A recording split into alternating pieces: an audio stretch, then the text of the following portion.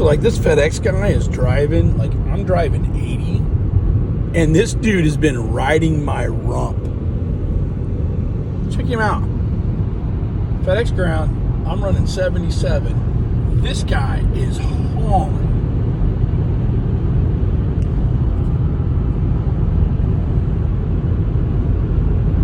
I didn't even know that those vehicles could even go that fast. Whoa, it was off the road. I mean, dude, 83. Honestly, I think 84. Oh, wow. 87. 86. Okay, well, my FedEx package doesn't have to be there that fast.